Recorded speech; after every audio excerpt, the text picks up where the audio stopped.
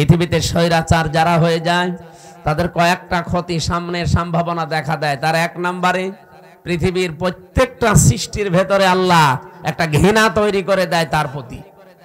আপনি তামাম দুনিয়া এখন খোঁজ নিয়ে দেখেন, দুনিয়াতে যারা এখনো স্বৈরাচার আছে তাদের প্রতি শুধু আমরা না, পৃথিবীর যত সৃষ্টি আছে সবার ভেতরে ঘৃণা তৈরি করে দিয়েছে কে বলেন? দুই নম্বরে ওরা যখন মারা যাবে দুনিয়া থেকে, ওদের জীবনের কোনো ভালো কাজ আল্লাহ কবুল করেনি, আর সর্বশেষে যদি ভালো হতেও চায় আল্লাহ সেই লাইন বন্ধ করে দেয়। অথচ এগুলো সব জন্য দায়ী এই 1628 জন মানুষ মাত্র। এই 1628 জন যদি ঠিক হয়ে যেত না, এই দেশটা মালয়েশিয়ার মতো ঠিক 2004 সাল থেকে দাঁড়িয়ে যেত। মালয়েশিয়ার মতো দেশ এই বাংলাদেশের চাইতে প্রায় 5 ডবল এত বড় দেশ, অথচ এরকম সমতল ভূমি খুব কম, শুধু পাহাড় আর পাথর। এরকম একটা দেশকে মাহাতির মোহাম্মদ দাঁড় করিয়ে দিয়েছে বিশ্বের বুকে আজ। আর আমরা যে জায়গায় ছিলাম আরো নিচে নামতেছি, বলে ডিজিটাল হয়েছে। কিসের ডিজিটাল? টাল হয়ে গেছে। যারা আমরা চাই নির্বাচন কালকেই দিয়ে দেন, কিন্তু 1628 জনের একজনও চেয়ারে থাকা যাবে না। যারা জালেম ছিল, জালেমের দোসর ছিল, সবগুলো তাড়াতাড়ি নামিয়ে দেন, নতুন মানুষ ওখানে বসান। এই 15.5 বছরে যারা বৈষম্যের শিকার ছিল এই মানুষগুলোকে নিয়ে সেখানে বসান। কালকে নির্বাচন দিয়ে দিন, কালকে সুষ্ঠু হবে। এই 1628 জন কারা? যারা এই 15.5 বছরে এই কাজ কারবার করেছিল। এই শুধু নাটোরের জেলার ডিসি গেছে কুষ্টিয়ায়, কুষ্টিয়ারটা এসেছে কুড়িগ্রাম, কুড়িগ্রামেরটা চট্টগ্রাম, এই পাল্টিয়েছে। এখনো পর্যন্ত জালেমদের যতগুলো বিচারপতি, জজ সব তারাই আছে প্রায়। এগুলোকে আপনি মনে করেন যেগুলো মানুষ ছিল? এই কালকে একটা বিচারপতির ভিডিও দেখছিলাম, ও এখনো পর্যন্ত হাসিনার গুণগান গায়। ওর নাম হচ্ছে শেখ আহমেদ জমাদার। আমার মনে হয় ওরা যদি কুকুরও দেখে কুকুরও ঘৃণা করবে। আপনি ফেরাউনের দিকে তাকানো, কিন্তু শেষ কথা এটা বলেছিল, আন্নাহু লা ইলাহা ইল্লাল্লাযী আমানাত বিহি বানু ইসরাঈল ওয়া আনা মিনাল মুসলিমিন। আমি ঈমান আনলাম ওই আল্লাহর উপরে যার উপরে বনি ইসরাঈলরা ঈমান এনেছে। আমি তো মুসলমান, এরপরও ফেরেশতারা আমারে পানির ভেতরে চোবাই কেন? প্রধান অতিথি আজকের আমাদের অ্যাডভোকেট রুহুল কুদ্দুস তালুকদার দুলু সাহেব। এত গরম লাগে কেন? একটু ঘুরিয়ে দিলে ভেতরে ঘেমে গেলে তো আবার মনে হচ্ছে যে রওশন এরশাদের মতো, এর জীবন যৌবন সব শেষ হয়ে গেছে। এই তো টুকুই যদি বাতাস না আসে।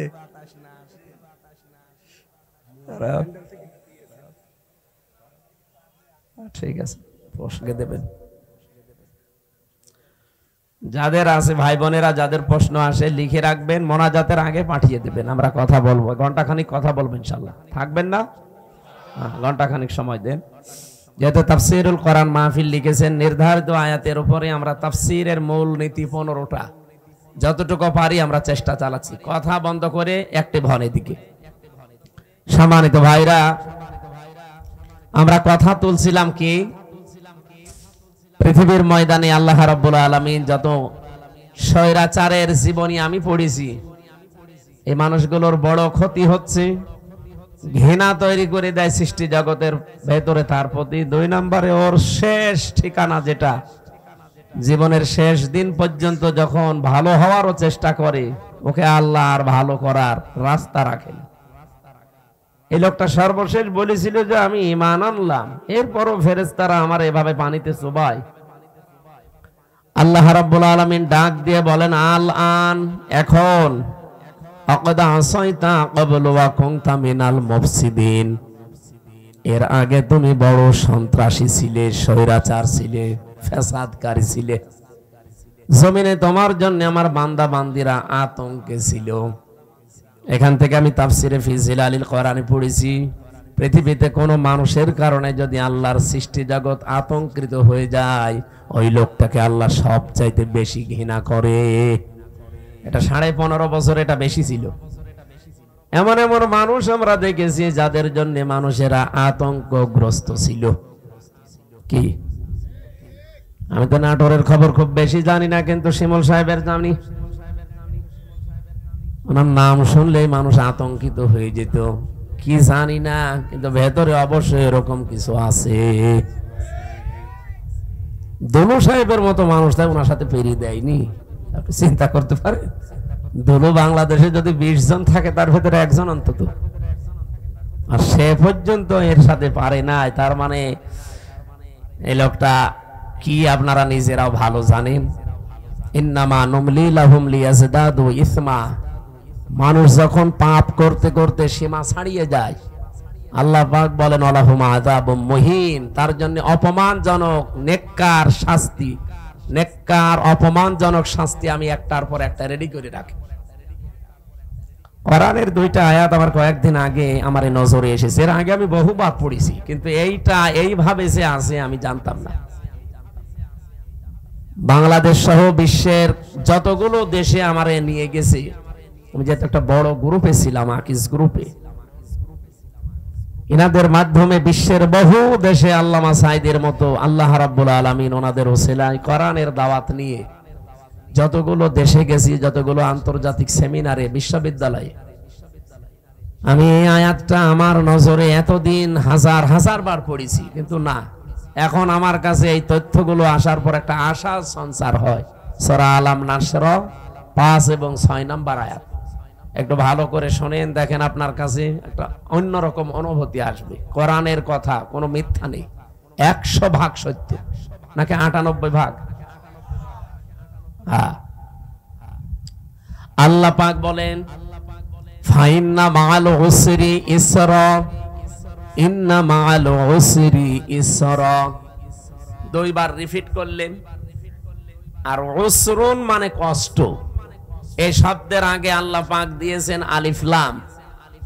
কোন শব্দের আগে আলিফ লাম আসলে 4টা অর্থ বের হয়। 1 নাম্বার, এটা নির্দিষ্ট করার জন্য, এটা মারেফা, এর আগে আল্লাহ মা দিয়েছেন, এর আগে ইন্না দিয়েছেন, এর আগে ফা দিয়েছেন।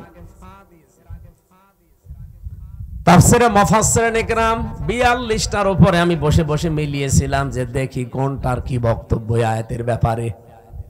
আমার আশ্চর্য লেগেছে, ফি জিলালিল কোরআন মুফাসসির বোঝাতে চেয়েছেন পৃথিবীতে কোনো মানুষ যদি একটা কষ্ট সহ্য করে 3টা কারণে, এই এদিকে তাকান, হচ্ছে না, আপনি যদি দুনিয়ায় কষ্ট পেয়ে থাকেন একটা কারণ, কয়টা? না, 3টা। কষ্ট পেলেই হবে না, কষ্ট যদি আপনি পেয়ে থাকেন 3 কারণে। আল্লাহ কষ্টের পরে কথা বলতে গিয়েছেন ইসরা, এর আগে আলিফ লাম দেয়নি, এটা নাকেরা, অনির্দিষ্ট শব্দ। মুফাসসিরিন ইকরাম বোঝাতে চায় আল্লাহর বক্তব্য, দুনিয়াতে যদি কেউ একটা কষ্ট সহ্য করে, কমপক্ষে তার ওই কষ্টের সাথে 70টা সুখ আল্লাহ জড়িয়ে রাখে। না, এ পর্যন্ত আপনারা কিছুই বোঝেননি, আন্দাজে সুবহানাল্লাহ বলেছেন। এবার আমি ব্যাখ্যায় দেখছি, টিকায় পড়েছিলাম, একটা কষ্ট যদি কেউ সহ্য করে তার নিজের জিনিস সে নিয়েছে, এরকম কিছু যদি হয়ে থাকে তাহলে হাদিসের এই 2টা শাস্তি তার জন্য না। আমি আবার বলছি, আমি আমি নিজে একজন ভিকটিম। এই 15.5 বছরের ভেতরে, বিশেষ করে এই 3 বছর জেলে থাকাকালীন, আমার বাবার বৈধ সম্পদ, এবং আমি চাকরি করতাম আকিস গ্রুপে, খতিব ছিলাম, সেখান থেকে তারা অবৈধভাবে বহু টাকা এমনিতেই নিয়েছিল। নাকি আমার কাছে টাকা পাইতো? বলেন, আমার ধরার পরে বলেছিল 50টা মামলা দেব, এক্ষুনি 10 লাখ টাকা দেওয়া লাগবে। বাবা তো গ্রাম্য মানুষ, জমি জায়গা বিক্রি করে যা তা করে ওরে 8 লাখ সঙ্গে সঙ্গে দিয়েছিল। ও শয়তান, তারপরও আরেকটা মামলা দিয়েছে। এভাবে খেপে খেপে বাবার কাছ থেকে প্রায় 32 লাখ টাকা নিয়েছে, আকিস গ্রুপের কাছেও নিয়েছে প্রায় 30-32 লাখ। 3 বছরে বলেন তো, এত টাকা যারা নিল ওই টাকার মালিক তো তারাই, আর ওগুলো বৈধ মালিক। এখন যদি ওই টাকাগুলো আমি ফেরত চাই, আমার অন্যায় হবে, কারণ জিনিস তো আমারই। আপনি তো জোর করে জবরদস্তি করে উল্টাপাল্টা মামলা দিয়ে টাকাগুলো নিলেন। এখন আপনার বিরুদ্ধে মামলা দিলে ওই টাকা যদি সরকার আমারে ফেরত দেয়, আমার দোষ কিসের? আমার জিনিস আমি ফেরত পেয়েছি। কয়েকদিন আগে যে সিরাজগঞ্জ গোল চত্বরে বসেছিলাম, তারেক জিয়া সাহেবের গ্রামে গিয়েছিলাম এক মাহফিলে, গাবতলী থানা না, ওই গ্রামে গিয়েছিলাম আগস্টের 5 তারিখের আগে। স্টেজ থেকে তাড়তে তাড়তে মাঠের ভেতরে ওসি সহ আমারে প্রায় 1-1.5 কিলোমিটার তাড়িয়েছে। পা মা কেটে ওই দিন আমার গাড়িটা ড্রাইভারটা ধরে আটকে রেখে দিয়েছিল। পরবর্তীতে যাদের পাঠালাম তাদের বলেছে টাকা দিতে বলেন। কিসের টাকা দেওয়া লাগবে? 1,13,000 টাকা গুছিয়ে দিয়েছিলাম বিভিন্ন জায়গা থেকে। ওই দিন তো আমি নিজেই পালিয়ে বেড়াচ্ছি। ওটা মে মাসের মনে হয় শেষের দিকে হবে।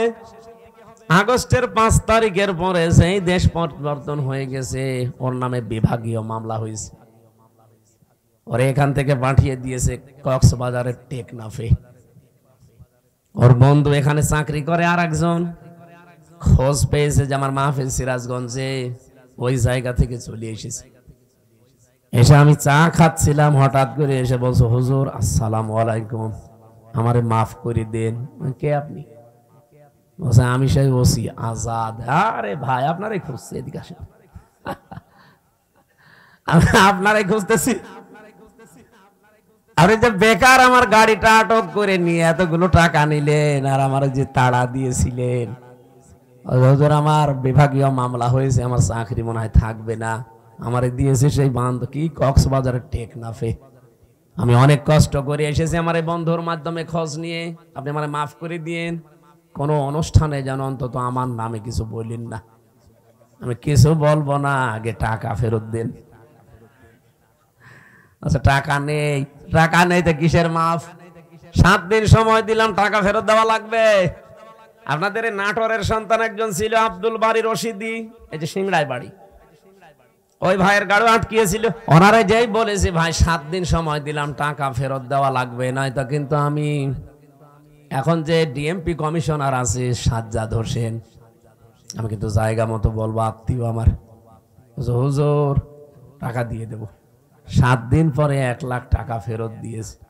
বাংলাদেশের মনে হয় এটাই প্রথম ইতিহাস যে পুলিশ টাকা ফেরত দেয়। আমি তো এর আগে পুলিশ টাকা ফেরত দেয় শুনিও নি, দেখিও নি, তা আমি অলরেডি পেয়েছি। আর 13,000 হুজুর এটা মাফ করাই লাগবে, যা তোর মিষ্টি খেতে দিলাম। হয়তো পুলিশ দাঁড়িয়ে আছে। পুলিশ কারো কাছ থেকে টাকা নিলে ফেরত দেয়, এটা প্রথম ইতিহাস। এখন ওই টাকা যে ফেরত দিল, আমি কি জোর করে নিয়েছি নাকি আমার টাকা আমি নিয়েছি বলেন? এইরকম করে যারা এই 15.5 বছরে বহু টাকা বিভিন্ন জায়গায় দখল করে নিয়েছিলেন, ওই টাকা এখন আমাদের ফেরত দেন। আমি আশা করছেন কি বোঝাতে চাই আপনি বুঝেছেন। সুতরাং যারা এতদিন মাল কামিয়েছেন, বাংলায় বললাম, এই টাকাগুলো যার কাছ থেকে নিয়েছেন তার ফেরত দিয়ে দিন। নাই তো সে আপনার কাছে যে নেবে, তখন তার নামে আপনি বদনাম বের করবেন, উনি জোর জবরদস্তি করে, সাদাবাজি করে, সাদাবাজি করেছে, তার জিনিস ফেরত নিয়েছে। এরকম যত জায়গায় যার জিনিস ছিল সবগুলো ফেরত দেন। ইসলামী ব্যাংক যাদের, তারা ফেরত পেয়েছে। আরো কিছু আছে, আমরা চাই সবগুলো তার ফেরত দিয়ে দেন, নিজে দুনিয়া থেকে মুক্ত হন।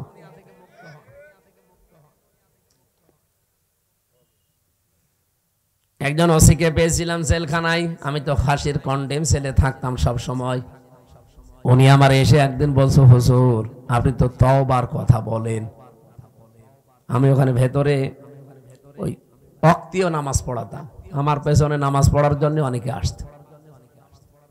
নামাজের পরে 2-3 মিনিট করে কথা বলতাম। একদিন তাওবার বিষয়ে কথা বললে উনি আমারে বলছে, হুজুর আমি একটা তাওবা করেছি, দেখেন তো আমার তাওবা হয়েছে কিনা।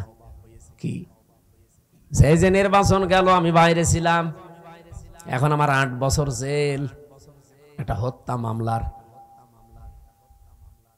আমি ওই সময় রাত 12টার পর থেকে আমার লোকজন নিয়ে ভোট কাটা আরম্ভ করেছিলাম।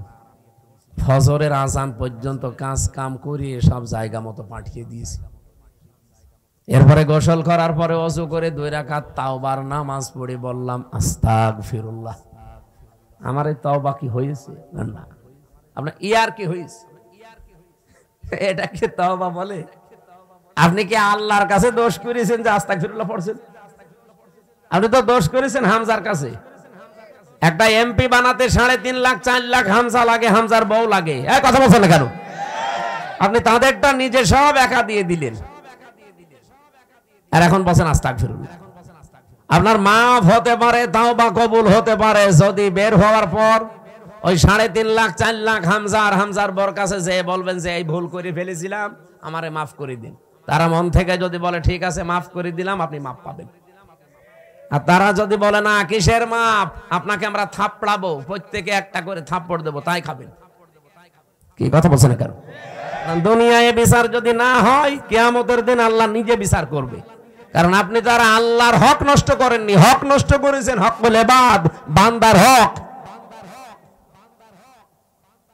কিন্তু আপনার জন্য আমার আফসোস, আপনি হয়তো 8 বছর জেল খাটার পরে বের হয়ে যাবেন, বের হয়ে দেখবেন অনেক হামসা দুনিয়া থেকে মারা গেছে।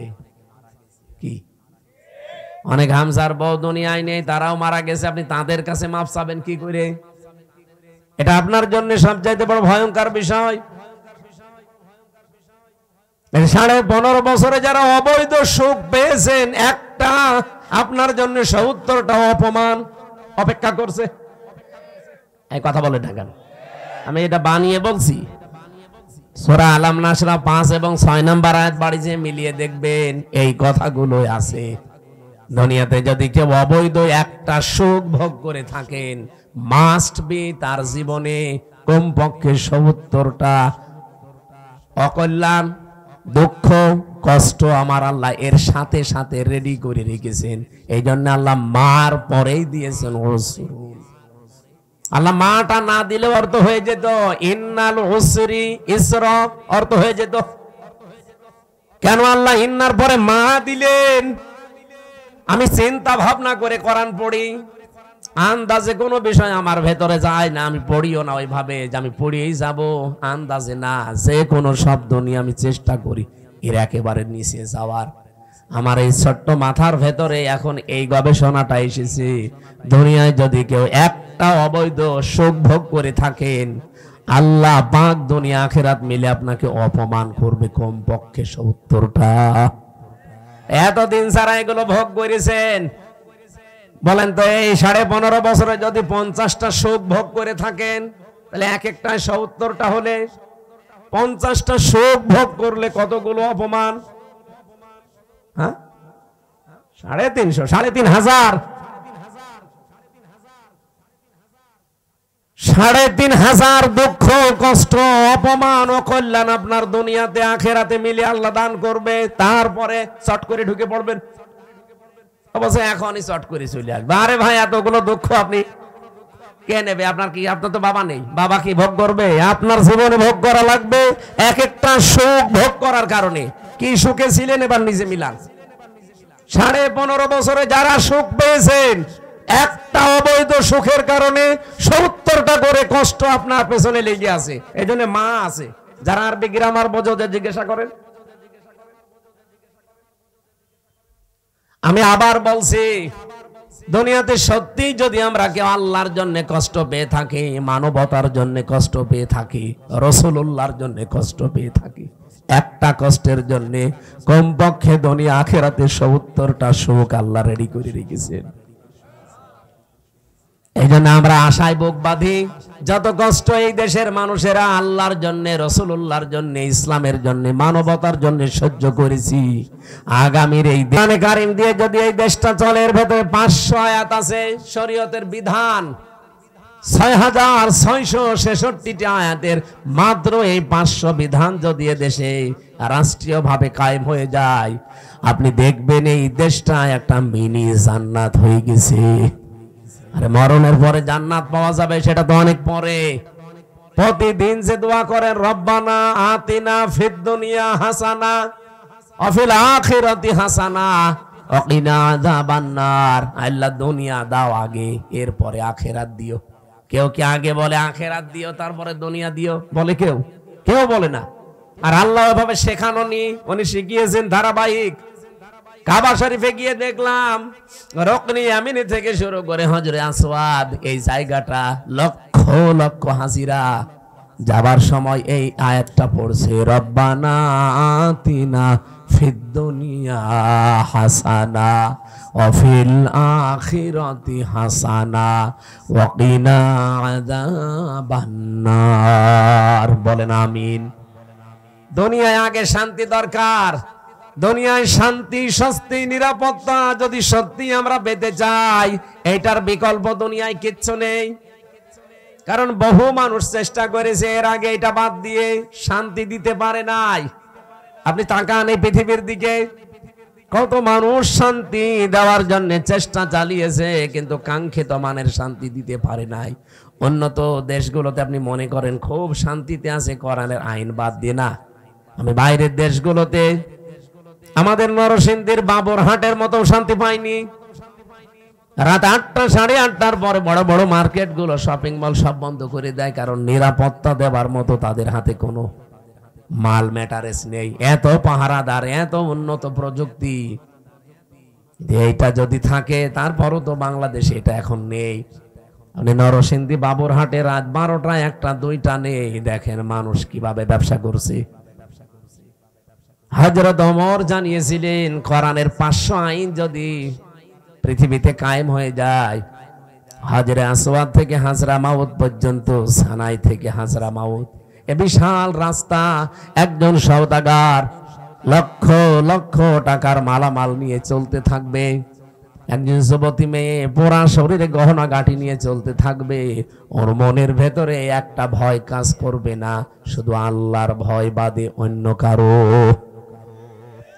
আমরা তো ওই রকম পরিবার চাই, ওই রকম সমাজ চাই, ওই রকম দেশ চাই। টেকনাফ থেকে তেতুলিয়া পর্যন্ত একজন মানুষ লক্ষ লক্ষ টাকা নিয়ে আসবে, ওর মনের ভেতরে ছিনতাইয়ের ভয় থাকবে না, চুরির ভয় থাকবে না, কোনো ডাকাতির ভয় থাকবে না। একটা ভয় থাকবে, কার? বলেন বলেন। মিনি জান্নাত হয়ে যাবে দেশটা। ওই দৃশ্যটা আমরা চোখে দেখতে চাই।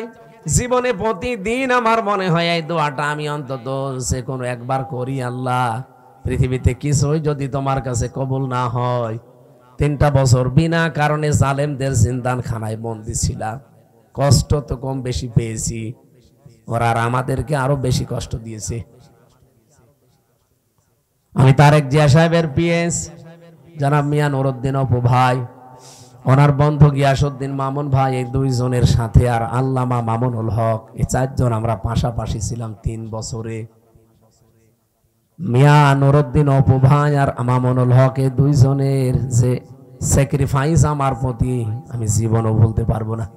এই জন্য যেখানে যাই আমি অপু ভাইয়ের জন্য, মামুন ভাইয়ের জন্য, মামুনুল হকের জন্য আগে দোয়া করে নেই, আল্লাহ পাক দুনিয়া আখিরাতে তাদের যেন উত্তম পুরস্কার দান করেন।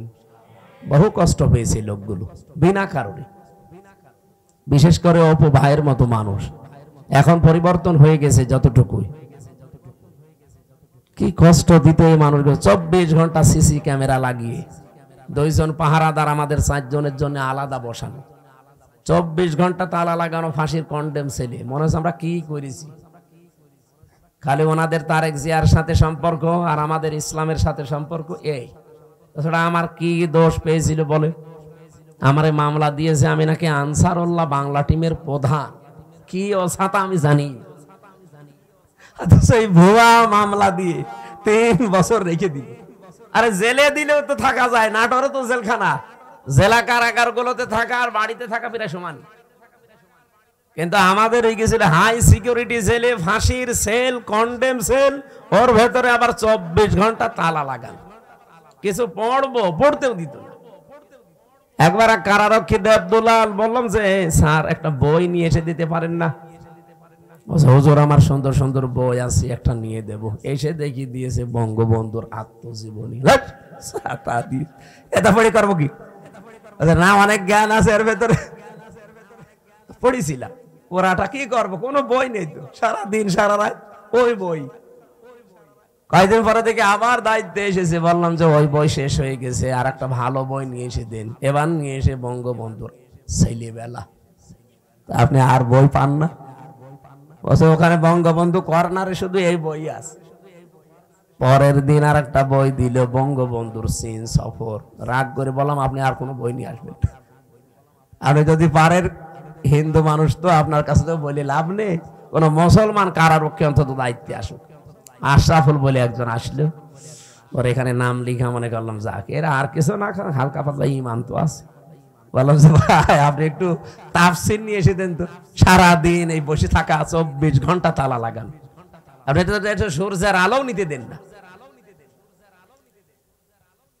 আল্লাহর ইশারা দুইটা তাফসীর নিয়ে এসেছে দেখি, ফি জিলালিল কোরআন আর তাফহিমুল কোরআন। এই পৃথিবীতে 42টার উপরে তাফসীর আছে, সবচাইতে বেশি আমি ভালোবাসি এই দুইটা তাফসীরকে, আর আল্লাহও মিলিয়ে দিয়েছে এই দুইটাই। ওখান থেকে বসে বসে যতগুলো বিষয় আমি নোট করেছিলাম, ওরা তো লিখতে দেয়নি, ভালোভাবে চুরি করে করে যা করেছিলাম ওইটা আজকের তেলাওয়াতকৃত আয়াতের ভেতরে হালকা আছে। আমার এবার কোরআন থেকে আরম্ভ করি নাকি নাকি কষ্ট হয়ে যাচ্ছে, একটু বেশি সময় হয়ে গেল। জবান খুলে সূরা মুলকের 2 নাম্বার আয়াত, মাত্র একটা আয়াত পড়েছি। এ মাথার ভেতরে আয়াত নিয়ে যত কথা সাজানো আছে, সারা জীবন যদি বলা যায় তাও শেষ হবে না, এত কথা আছে আয়াতে। আমরা তাফসীর আকারে পড়বো এবং তাফসীর আকারে বলবো ইনশাআল্লাহ। জবান খুলে কোরআনের সোনালী আয়াত পড়েন। আউযু বিল্লাহি মিনাশ শাইতানির রাজিম, বিসমিল্লাহির রহমানির রহিম।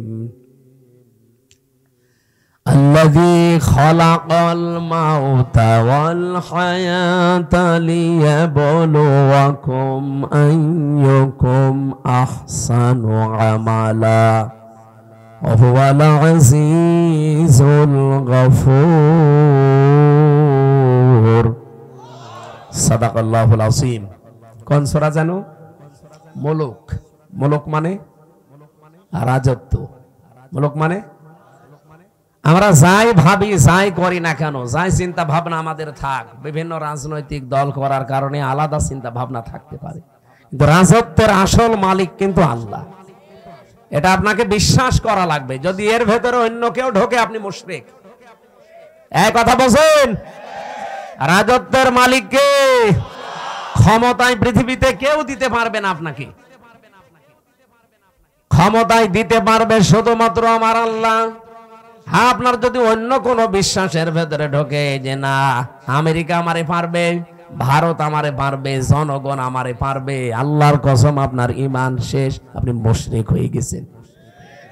কিয়ামতের দিন আমল লাখ লাখ যদি মানুষের কমও থাকে, কিন্তু ঈমানটা যদি তার নির্ভেজাল থাকে, আমার আল্লাহ তারে মাফ করে দেবে। আমল আপনি গাড়ি গাড়ি করেছেন, কিন্তু ঈমানের ভেতরে যদি ভেজাল থাকে, ওয়াকাদিমনা ইলা মা আমিলু মিন আমালিন ফাজআলনাহু হাবাআম মানসুরা। এই পৃথিবীতে কোন মানুষ যদি শিরিক যুক্ত আমল নিয়ে আল্লাহর কাছে হাজির হয়, যে এই দেখেন ওর আমলটা দেখার পরে আল্লাহ ধুলি কণার মতো ওর মুখের উপর নিক্ষেপ করবে। আল্লাহর এক বান্দা আয়াতটা নিয়ে চিন্তা করছিলেন করার জন্য, হঠাৎ বাজারওয়ালা দোকানদারকে 100 টাকার একটা নোট দিয়ে বাজারগুলো সদাইগুলো দিয়ে দেন। উনি টোটলি ভাবে উলট পালট করে বলছে, হুজুরে টাকা চলে না, অচল টাকা, এর মাঝে যে একটা দাগ থাকার দরকার ওটা নেই, এটা জাল টাকা, ভেজাল, আপনি নিয়ে যান, অন্য সময় দিয়ে যাবেন। যেই বলেছে এটা জাল অচল, উনি সেন্সলেস হয়ে গেছে। লোকজন এসে বলেছে দোকানদার এই লোকটাকে মেরেছেন, বলছে না আগে ওর হুঁশ ফেরান। পানি দিয়ে বাতাস দিয়ে যখন হুঁশ ফিরিয়ে এসেছে, ওরে জিজ্ঞাসা করছে ভাই আপনি অজ্ঞান হয়ে গেলেন কেন? লোকটা বলছে দেখেন ওকে আমাকে কিচ্ছু বলে নাই, মারিও নাই, বকা বকিও করে নাই, শুধু টাকা দিয়েছিলাম। টাকাটা উলট পালট করে বলছে এটা জাল টাকা, অচল, চলে না। আমার জীবনে একটা ধাক্কা লেগেছে যে আমারও তো একটা টাকার নোট আছে, তার নাম হায়াত। তার নাম কি বলেন বলেন? আমার তেলাওয়াতকৃত আয়াতের দ্বিতীয় শব্দই কিন্তু এইটা, আল্লাযী খালাকাল মাউতা ওয়াল হায়াতা। আল্লাহ বলেন আমি তোমাদের মউত আর হায়াত বানিয়েছি। লোকটা ডাক দিয়ে বলছে, আমারও একটা হায়াত আছে, একটা নোট আছে টাকার, তার নাম এই 50, 60, 70 বছরের হায়াতের জিন্দিগি। আমি যদি এখনই মারা যাই, রব্বুল আলামিন যদি আমার হায়াতটা হাতে করে বলে, বান্দা এটা অচল, চলে না। এর ভেতরে শিরিকের কিছু দেখতে পাচ্ছি, এর ভেতরে মানুষ ঠকানো আমল দেখতে পাচ্ছি। এইরকম ভেজাল আমল দিয়ে, এরকম ভেজাল জীবন দিয়ে আমার জান্নাতে যাওয়া যাবে না। এই চিন্তা করে আমি সেন্সলেস হয়ে গেছি। ও নাটোরবাসী, আমরা কোথায় আছি বলেন তো? তারাও তো মানুষ ছিল। কুল্লু নাফসিন যায়িকাতুল মাউত ওয়া ইন্নামা তুওয়াফাউনা উজুরাকুম ইয়াউমাল কিয়ামাহ। সূরা আলে ইমরান 4 নাম্বার পারা 13 নাম্বার পৃষ্ঠা 13 নাম্বার লাইনের 185 নাম্বার আয়াতের প্রথম অংশে আছে। এটা তাফসীর ইবনে কাসিরে পাবেন। রব্বুল আলামিন বলেন, প্রত্যেকেই কিন্তু মারা যাবে। এই এদিকে তাকান। এখানে যারা আমরা আছি, খুব বেশি হলেও আর 60 বছর, 70 বছর, খুব বেশি হলেও 100 বছর পরে একজনও থাকবেন না। নতুন মানুষ এই জায়গায় এসে জমিন চাষ করবে। কথা বলেন না কেন?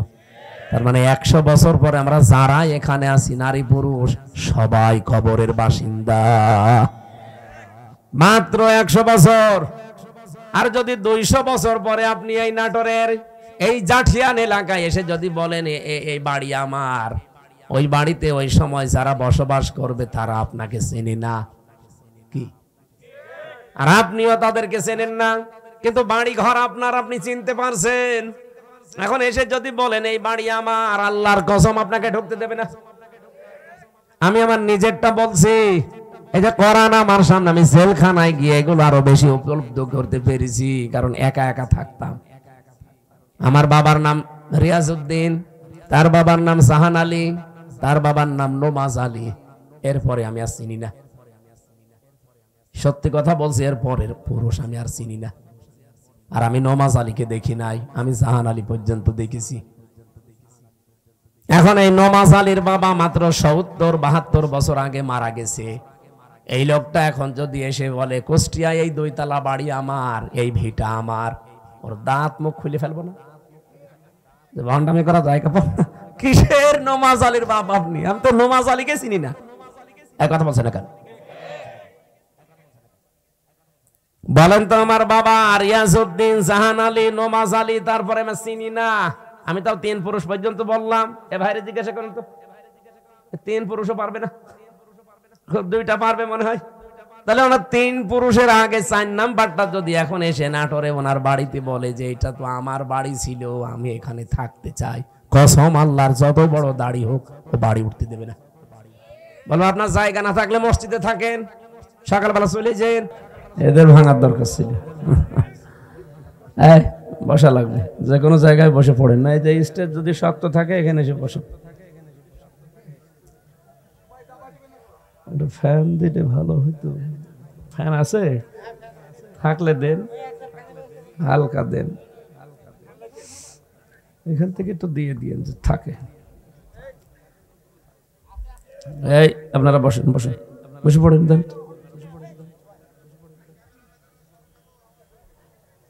আলহামদুলিল্লাহির রহিমির রহমান আল্লাযী খালাকানা লিল ইবাদাতি ওয়াল জান ওয়া খাসানা বিত তাকরীমি বাইনাল হায়াওয়ান ওয়া নাশহাদু আল্লা ইলাহা ইল্লাল্লাহু ওয়াহদাহু লা শারীকা লাহু শাহাদাতাম মুসিলাতান ইলাল জিনান ওয়া নাশহাদু আন্না মুহাম্মাদান আবদুহু ওয়া রাসূলুহুল মাবউসু ফীনা বিল হুদা ওয়া দীনিল হাক্কি লিযহিরাহু আলাল আদিয়ান সাল্লাল্লাহু আলাইহি ওয়া আলা আলিহি ওয়া সাহবিহিল কিরাম মা দামাশ শামসু ওয়াল কমারু বিজরিয়ান ওয়ান নাজমু ওয়াশ শাজারু ইয়াসজুদান فقد قال الله تعالى في كلامه المجيد وبرهانه التوحيد أعوذ بالله من الشيطان الرجيم بسم الله الرحمن الرحيم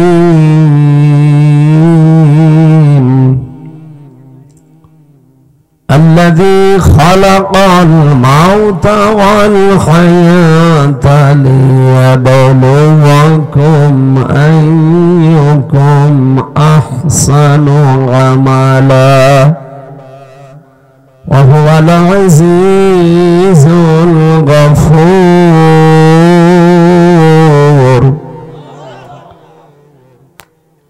عن أبي ذر رضي الله تعالى عنه قال سمعت رسول الله صلى الله عليه وسلم من ادعى ما ليس له فليس منا وليتبوأ مقعده من النار رواه مسلم وما زادهم إلا إيمانا وتسليما اللهم صل على سيدنا مولانا محمد قالوا سبحان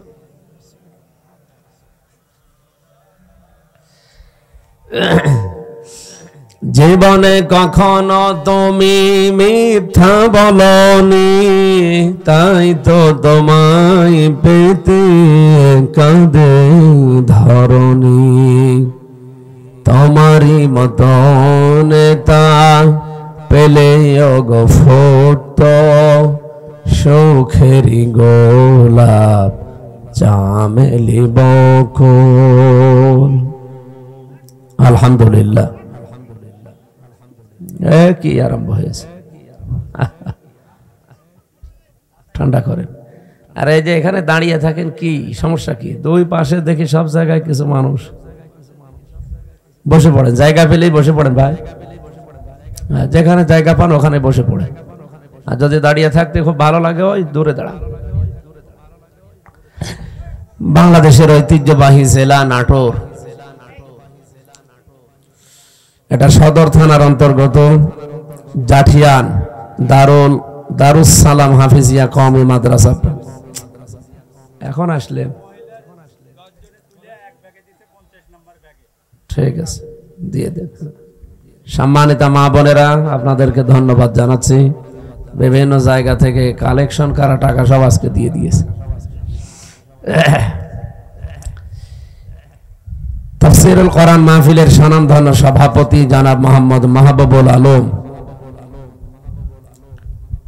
উনি এই অত্র মাদ্রাসার দাতা সদস্য এসেছে। উনি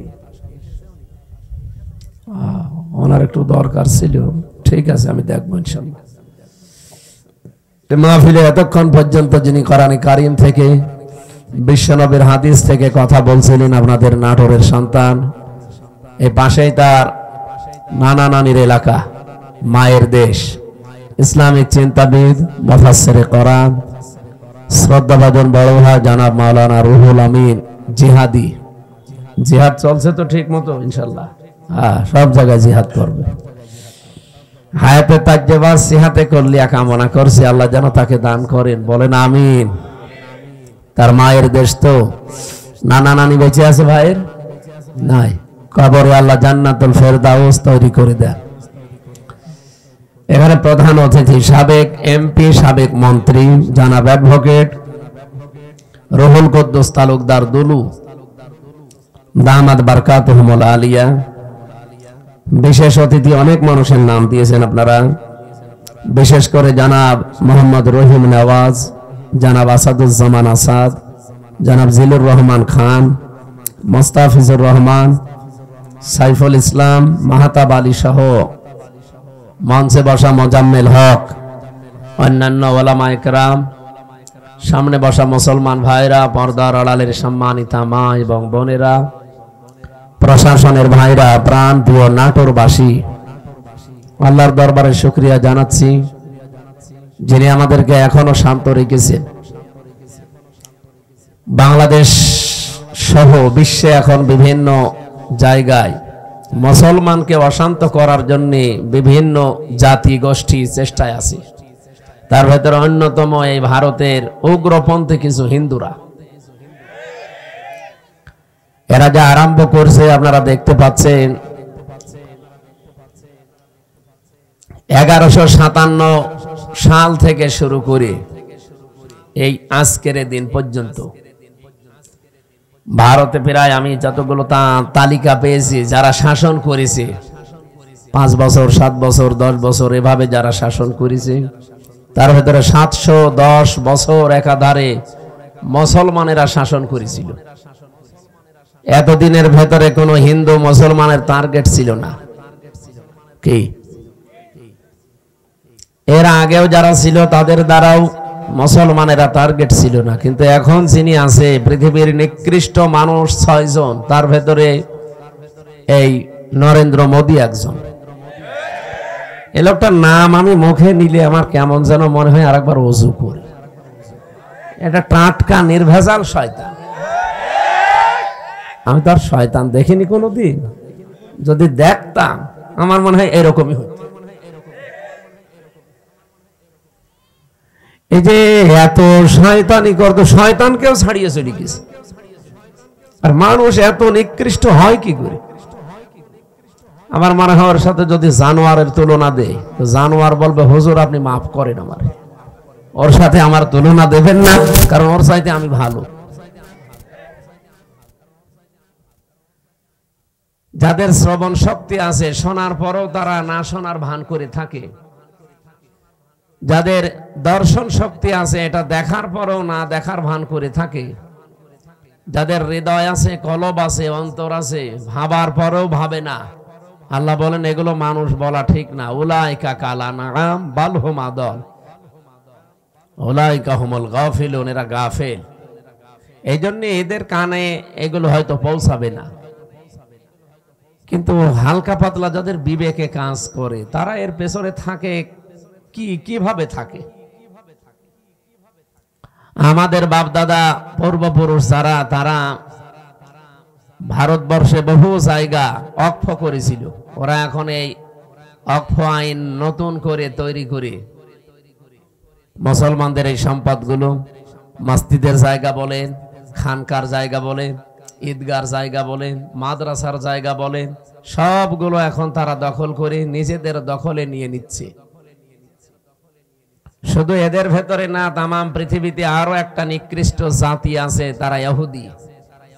1940 সালে তাদেরকে এই যে আমাদের রোহিঙ্গাদের মতো থাকতে দিয়েছিল এই ফিলিস্তিনের ভাই বোনরা, দয়া করেছিল তাদের প্রতি। অথচ দেখেন এখন তারাই দয়ার পাত্র হয়ে গেছে। তাদেরকে নিজেদের বাড়ি ঘরকে উৎখাত করে তাড়িয়ে সেই জায়গা তারা দখলবাজি করে সব নিজেদের আয়ত্তে নিয়ে নিচ্ছে। পৃথিবীর মুসলিম শাসক যারা আছেন, 57টা মুসলিম দেশ আছে পৃথিবীতে, এটা রেকর্ড হচ্ছে, এই জন্য জানাচ্ছি।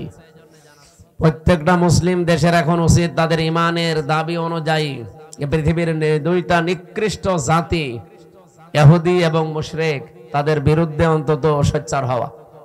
যার যেখানে যা আছে যতটুকু ওইটা নিয়ে দাঁড়িয়ে যাওয়া, মোকাবেলা করা, প্রতিরোধ করা, প্রতিবাদ করা। যদি না করেন, বিশ্বের 210 কোটি মুসলমান যে রাষ্ট্রে আছে, এরা ইমানের দাবি অনুযায়ী হলেও যদি রাস্তায় নেমে আসে না, চেয়ারে থাকতে পারবেন না। এপ্রিলের 12 তারিখে হালকা আমরা বাংলাদেশে দেখিয়েছিলাম, এই কথা বুঝেন।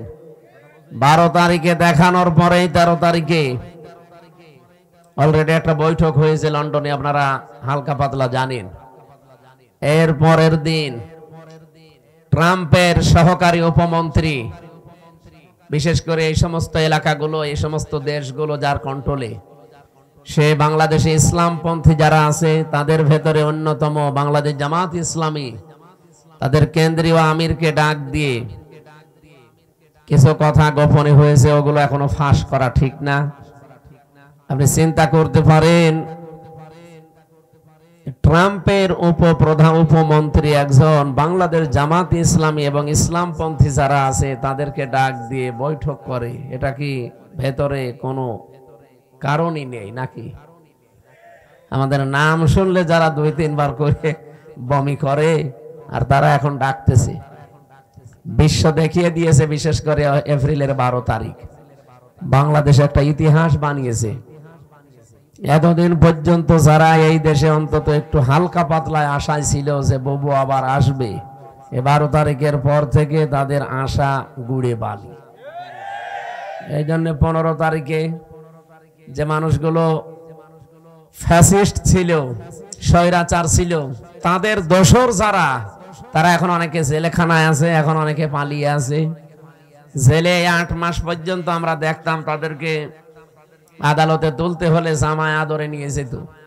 কিন্তু গত পরশুদিন যা করেছে, পেছনে হাত বেঁধে হ্যান্ডকাপ লাগিয়ে কথা বললে চড় দেবে, এইরকম একটা দৃশ্য আমরা দেখতে পাই। তার মানে প্রশাসন এখন বুঝতেছে যে না, ও ববুর দ্বারা আর হবে না। ববু যতই চাপাবাজি করুক না কেন, ও চাপা সব শেষ। এই জন্য এই সমস্ত মন্ত্রীদের, এমপিদের, এত বড় বড় নেতাদের সামনে প্রশাসন 2-3 হাত দূরে থাকতো, আর এখন পেছনে হাত বেঁধে চোরের মতো, ডাকাতের মতো নিয়ে যাচ্ছে। এতটুকুতে হবে না, আমার মনে হয় এদেরকে মাথায় দড়ি দিয়ে, ডান্ডা বেড়ি পরিয়ে আলেমদের সাথে যা করেছে এই 15.5 বছরে ওদের সাথে তাই করা দরকার। কামরুল টাক কালকে দেখেছেন না কি করে হাত বেঁধে পেছনে নিয়ে যাচ্ছিল, মনে হচ্ছে যে গরু চুরি করিস। আসলে তো এগুলো চোর ছিল। আমরা চাচ্ছি এই যে এই দেশে যারা এখন খুব বেশি বেশি বলছেন যে নির্বাচন চাই, নির্বাচন চাই, প্রত্যেকে আমরা এর পক্ষে আছি। কারণ এই দেশে যতদিন নির্বাচিত সরকার না বসবে ততদিন পর্যন্ত অনেকের ষড়যন্ত্র বন্ধ হবে না। এটা বন্ধ করার জন্য নির্বাচিত সরকার মাস্ট বি দরকার। কিন্তু তার চাইতেও আগে দরকার যে 2732 জন মানুষ জীবন দিল, তাদের রক্তের অন্তত কিছু দেখানো। কেন তারা রক্ত দিয়ে গেল? কোনো কাজ নেই? আপনি কি মনে করেন আবু সাইদের জীবনের কোনো দাম নেই? মুগ্ধর জীবনের কোনো দাম নেই? রায়হানের জীবনের কোনো দাম নেই? তার জীবনও আমার আপনার মতো নিজের কাছে এরকম মূল্যবান ছিল। এখানে গল্প করেন, একটা কথা বলবেন, এদিকে তাকিয়ে থাকেন।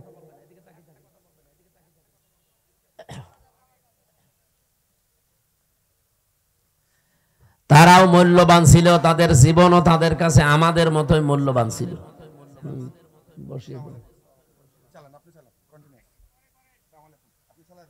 সম্মানিত ভাইরা, আমরা চাচ্ছি সবচাইতে বেশি যে মানুষগুলো এই 15.5 বছরে পৃথিবীর নিকৃষ্ট মানুষ যে 6 জনের নাম বললাম, তার ভেতরে আর একজন যিনি পালিয়েছে উনি।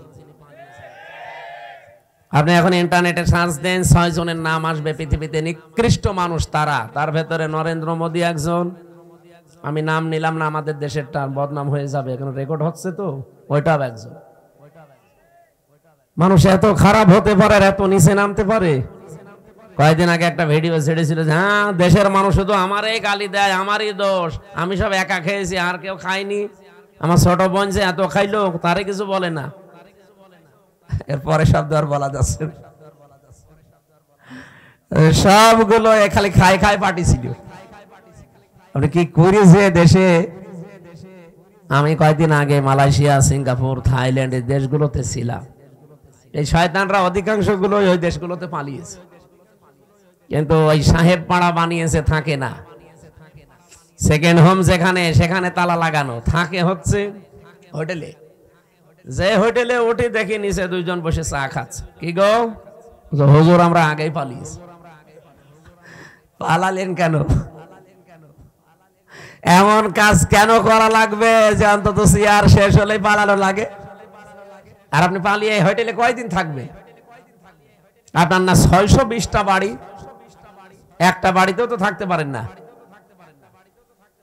আপনার মাথা খারাপ হয়ে যাওয়ার কথা না যে একটা লোক 620টা বাড়ি ও এক একটা বাড়িতে যদি 1 বছর করেও থাকে,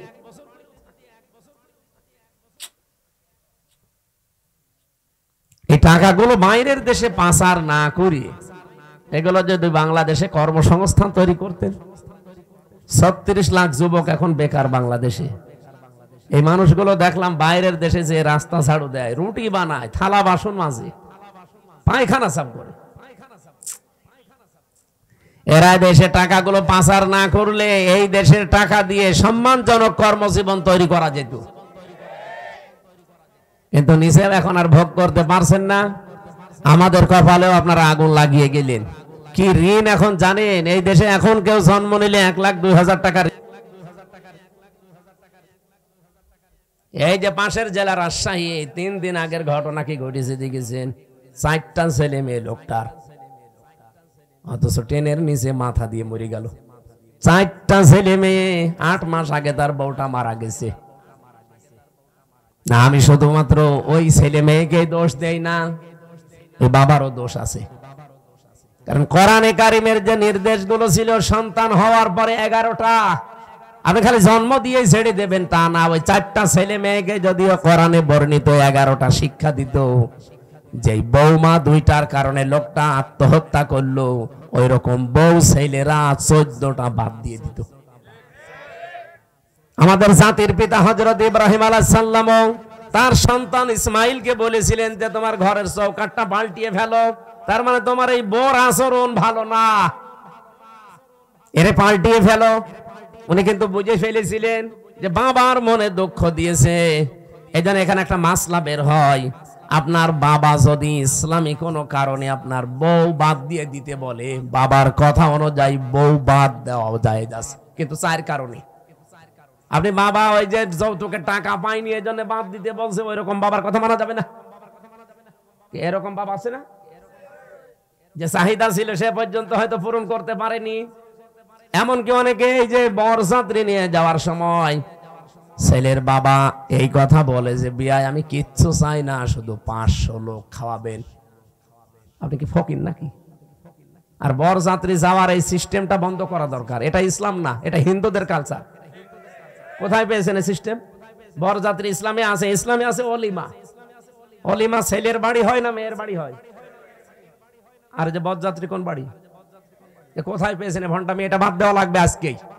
যারা এখানে আছেন মুসলমান, অন্তত অন্য ধর্মের লোক নেই, আজকে থেকে হিন্দুদের এই কালচার বাদ। কোন বাড়িতে কেউ বরযাত্রীর দাওয়াত দিলে যাবেন না। বলে না ও হারাম, আমি খাবো কোন কারণে? কারণ মেয়ের বাবা যদি মন থেকে আপনাকে কিছু না দেয়, যা নেবেন একটা পান নিলেও পানটাও হারাম। আর আপনি মরণের খাওয়া খান, যে 10 পিস করে গোস্ত খায়, তারপরও বলে না কিছুই হয়নি। তোর হবে কি করে? ও তো রাক্ষস। বরযাত্রী যাওয়া যাবে? গিয়েছেন কোনদিন? এটা বন্ধ করা লাগবে। অলিমা করবেন, অলিমা করা যায় যাচ্ছে। আমি এই কথাটা 3-4 বার বলতাম না, কারণ আমার ছেলে নেই, আমার 3টা মেয়ে, আমার আবার বাঁচা লাগবে না। যদিও ইসলামেও আছে, তারপরও আমার নিজেরও বাঁচা লাগবে ভাই। বারবার করে বলছি, বরযাত্রী যাওয়া, অলিমা করা হয় ছেলের বাড়িতে, ছেলের বাবারা বুঝুক না। এই যে এই লোকটা ট্রেনের নিচে মাথা দিয়ে মরে গেল, এই যদি ছেলে মেয়েকে আল্লাহর পরে মা বাবার স্থান, এটা যদি কোরআন থেকে হাদিস থেকে ছোটবেলা থেকে শিখাতো এই দিনটা, তাহলে এই 2টা ছেলে ওর বউ দরকার হয় বাদ দিয়ে দিত, তারপরও বাবাকে ভাবে বাড়ি থেকে বের করে দিত না। লোকটা সারাদিন বাড়িতে জায়গা পায়নি, শেষ পর্যন্ত স্টেশনে না খেয়ে সারাদিন ছিল, সকালবেলা যে মরে গেছে। এরকম সন্তান যেন কারো না হয়। আরে সন্তানের তো শুধু দোষ না ভাই, আপনি ওইভাবেই তৈরি করেছেন তাকে। আল্লাহর পরে যে আপনার স্থান সে তো জানেই না। এখানে মাসলা হচ্ছে, বাবার কথা যদি শরীয়ত সম্মত হয়, বাবা যদি বলে বউ রাখা যাবে না, এর ভেতরে আমি শরীয়তের এই জিনিসগুলো ভুল পাই, তাহলে বাদ দিয়ে দেওয়া লাগবে। কিন্তু মায়ের কথা শুনে বউ তালাক দেওয়া জায়েজ নেই। এই মাসলাটা মনে রাখবেন। বাবার সম্মান কিন্তু মায়ের চাইতে খুব বেশি না, 3 গুণ বেশি মায়ের মর্যাদা। কয় গুণ? কিন্তু মায়ের কথা শুনে কেউ বউ তালাক দেওয়া জায়েজ নেই, কারণ শাশুড়ির সাথে আর বৌমার সাথে সম্পর্ক মেয়ে আর মায়ের মতো জীবনও হয়নি, হবেও না। আর যেখানে হয় সেটা একেবারে সোনায় সোহাগা। শাশুড়ি যারা এসেছেন, বৌমা যদি আপনার ছেলেকে ভালোবাসে বেশি, তার সাথে অন্তত অন্তরঙ্গ থাকে বেশি, অনেক শাশুড়ি বলে আমার বৌমা আমার ছেলের দখল করে ফেলেছে। আরে আপনার তো নামাজের সেজদায় পড়ে শুকরিয়া আদায় করা দরকার যে আপনার ছেলে অন্তত শুধু বউ নিয়ে ব্যস্ত থাকে, অন্য জায়গায় লাইন করে না। ছেলের সুখের জন্য একটু ছাড় দেওয়া যায় না? এখানে যারা শাশুড়ি বসে আছেন অবশ্যই আপনাকে ছাড় দেওয়া লাগবে, কারণ আপনার ছেলের সুখের জন্য 10 মাস 10 দিন আপনি কষ্ট করেছিলেন, 22 থেকে 25 বছর একাধারে কষ্ট করলেন। এখন আরেকজনের হাতে অন্তত সে আছে, তার সুখের জন্য একটু স্যাক্রিফাইস করা লাগবে আপনাকে। এরকম শাশুড়ি আমরা চাই, এরকম মা আমাদের দরকার নেই। এই মার এদিকে মন পাওয়া যায় না, ওদিকে বর মন পাওয়া যায় না, শেষে আমরা রোগী হয়ে যাই। এরকম পরিবার দেশে নেই, বলেন বলে নেই না। সম্মানিতা শাশুড়ি যারা আছেন, আপনাদের আমি হাতে পায়ে ধরে বলছি, আপনার বৌমার সাথে আপনি মেয়ের মতো ব্যবহার করেন। পরিবারে হানকা শান্তি আনতে হলে এটা আপনার লাগবেই। খালি খাই খাই নাই নাই এ করে করে এই যে অশান্তি তৈরি করে রাখেন ছোটখাটো জিনিস নিয়ে। হয়তো বৌমার জন্য 1000 টাকার দিয়ে একটা শাড়ি কিনেছে, মায়ের জন্য 800 টাকা দিয়ে, 200 টাকা কম বেশি এই ঝগড়া তুলছে। আমি বেশি বলে ফেললাম? এরকম পরিবার দেশে নেই? আপনি মনটা উদার করতে পারেন না যে আমি তো সারা জীবন অন্তত ভোগ করেছি, এখন যুবতী মেয়ে ওরা করুক, আর আপনার বাইরের মানুষ তো আপনার ছেলের অন্তরঙ্গ, একটু শান্তিতে থাকলে আপনার ছেলেও শান্তিতে থাকবে। বহু পরিবার এরকম অশান্তি দেখি শুধুমাত্র এই শাশুড়ির ছোট মনের কারণে। নাকি নাটোরে আমার মনে হয় বেশি বলা হয়ে গেল, আছে এরকম মানুষ আমি জানি। সম্মানিতা মা বোন যারা এসেছেন, বিশেষ করে পুত্রবধূ, আপনি আর 100 বছর পরে বললাম তো থাকবেন না, আল্লাহর কসম দুনিয়া যেহেতু থাকার জায়গা না, শাশুড়িকে নিজের মায়ের মতো ভাবতে শুরু করেন আজকে থেকে। তো মুরব্বী মানুষের কিছু উল্টা পাল্টা হতেও পারে, নিজের মা বাবা ভুল করলে তো মাফ করে দেন। আর অন্যের মা এখন মনে করছেন কিছু হলে স্বামীর কানে তুলে দেন, তার মনটাও তো খারাপ হয়ে যায়। আর আমি নিজে একজন স্বামী, যত স্বামী এখানে বসে আছে প্রত্যেক স্বামীর পক্ষ নিয়ে বলতে পারি, আপনি যদি সত্যি আমার মন চান, আমার মাকে বাবাকে নিজের মা বাবার মতো আপনাকে মনে করা লাগবে, নাই তো জীবনও আপনি আমার মন পাবেন না। হয়তো উপরে আপনাকে ভালোবাসবো আমার ছেলে মেয়ের কারণে, কিন্তু জীবনও আপনি আমার মন পাবেন না। আশা করছি এটা একটু ছাড় দেবেন, নিজের মা বাবার মতো আপনি মনে করে দেখেন, দেখেন পরিবারটা একটা মিনি জান্নাত হয়ে যাবে। বিশ্বনবী জানিয়েছেন, পরিবার যখন কোন স্ত্রী লোক মারা যায় এ অবস্থায় যে তার স্বামী তাকে দেখে বলে যে না আমার বউ কিন্তু সত্যি আমার মন মতো ছিল, নবীজি বলেন এই স্বামী স্ত্রীর লাশ দেখে যদি গ্যারান্টি দিতে পারে ওই স্ত্রী জান্নাতি। নামাজ পড়ে নাই, রোজা রাখে নাই, পর্দা করে নাই, কথাগুলো এখানে নেই। খাদিজাতুল কুবরার পুরা জীবনী পড়লাম, জীবনে 1 ওয়াক্ত নামাজ পড়েননি, একটা রোজা রাখেননি, জীবনে একদিনের জন্য পর্দায় থাকেননি, জীবনে একটা হজও করেননি, একটা টাকা যাকাতও দেননি, কিন্তু তাকে আমার আল্লাহ নিজে সালাম পাঠিয়েছেন। এই একজন মাত্র মহিলা পৃথিবীতে যাকে আল্লাহ নিজে সালাম দিয়েছেন, আর নিজে জান্নাতে ঘর বানিয়ে তার জন্য সুসংবাদ পাঠিয়েছেন এই একটা মাত্র মহিলা। অথচ জীবনে কোনোদিন নামাজে 1 ওয়াক্ত পড়েননি, একটা রোজা রাখেননি, জীবনে একদিনের জন্য পর্দায় ছিলেন না। কারণ কি? কারণ এগুলো সব নাজিল হয়েছিল তার ইন্তেকালের পরে। কথা বোঝেন? এই বিধানগুলো সব নাজিল হয়েছিল তার ইন্তেকালের পরে, এজন্য উনি করতে পারেননি। কিন্তু আল্লাহ তাকে সালাম দিয়েছেন এবং ঘর জান্নাতে বানিয়ে আলাদা তার জন্য পাঠিয়েছেন।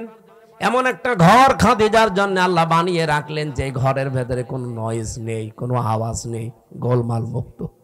তার জীবনী পড়তে গিয়ে আমি ব্যাখ্যায় পেয়েছি এটা একটাই মাত্র কারণ।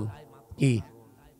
একটাই মাত্র কারণ, হযরতে খাদিজাকে আল্লাহ জান্নাত দেওয়া, সালাম দেওয়া, যে জীবনে কোনোদিন তিনি স্বামীর মনে একদিনের জন্য দুঃখ দেয়নি। স্বামী যখন বাইরে থেকে আসতো ঘরটা নয়েজ মুক্ত রাখতেন, আওয়াজ মুক্ত রাখতেন, একটা নির্মল শান্ত পরিবেশ তৈরি করে দিতেন ঘরটায়, মনে হচ্ছে বাইরে থেকে এসে জান্নাতে আছে। আল্লাহ এত খুশি হয়েছিলেন স্বামীর এই আচরণটায়, নিজে সালাম তো পাঠিয়েছেন, আবার জান্নাতে ওরকম একটা আলাদা ঘর বানিয়ে সুসংবাদ পর্যন্ত দিয়েছে। আমি নিজে স্বামী সহ যত স্বামী এখানে বসে আছি, আমি গ্যারান্টি দিয়ে বলতে পারি, একটা স্বামী এখন হাত তুলতে পারবেন যে জীবনে কোনো দিন একদিনের জন্য আমার স্ত্রী আমাকে একটা দুঃখ দেয়নি? হাত তোলেন তো। নেই।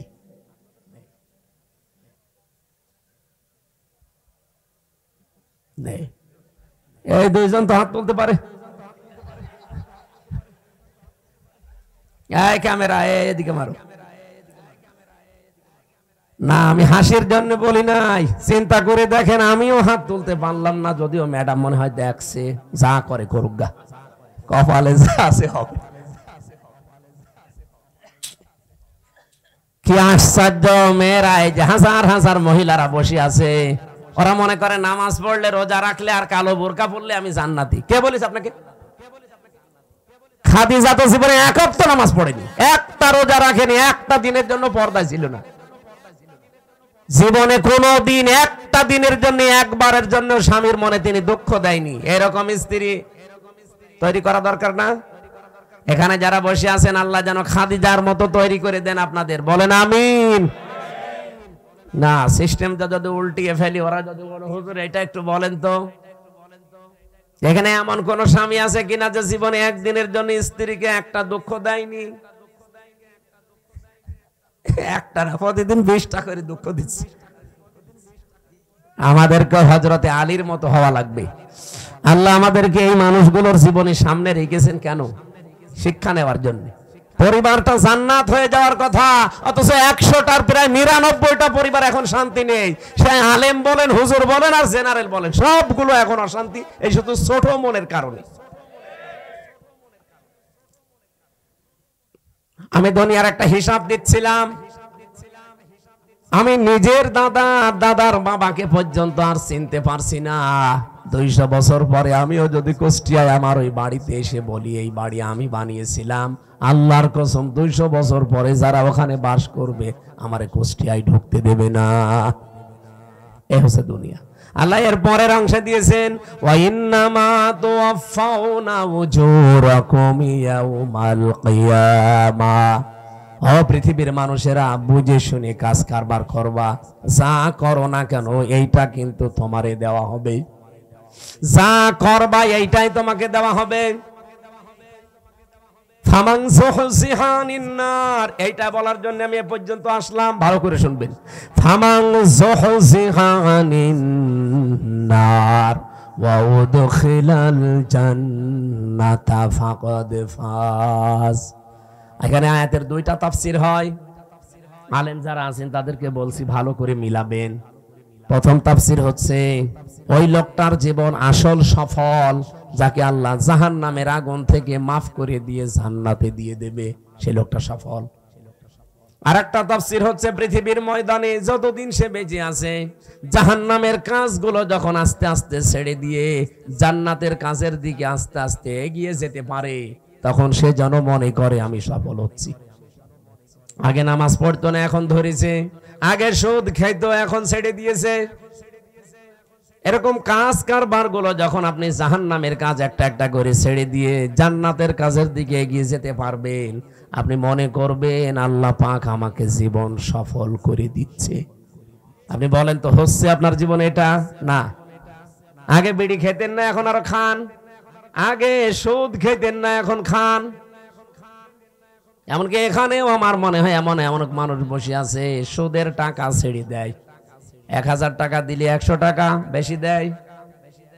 এরকম মানুষ টাকা ছেড়ে দিয়ে রেখেছে, সেই টাকা ওয়াজ শুনে যে তুলবে, এরকম মানুষ নেই।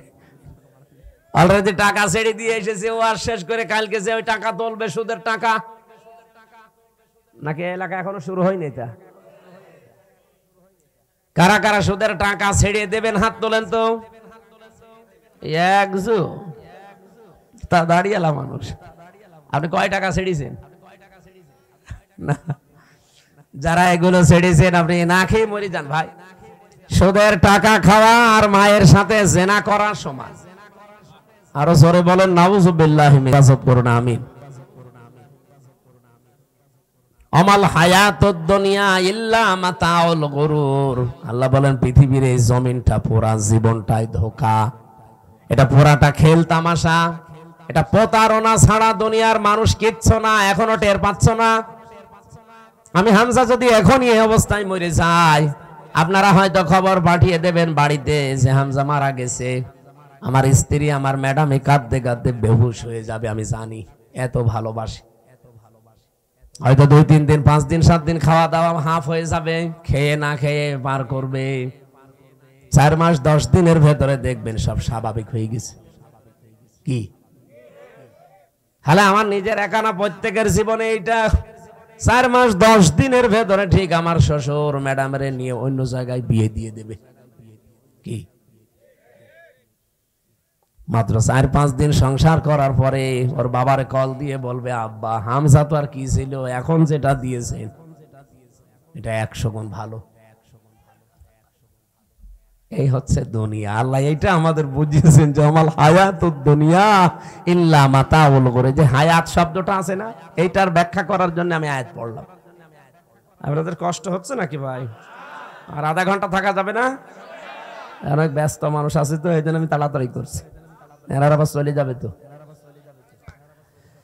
আমার ভাইরা, আল্লাহ রাব্বুল আলামিন শুরু করলেন আয়াতের শুরু থেকে দেখবেন, আল্লাযী খালাকাল মাউতা ওয়াল হায়াতা, আমি এমন আল্লাহ কি তোমাদের মউত আর হায়াত আমি বানিয়েছি।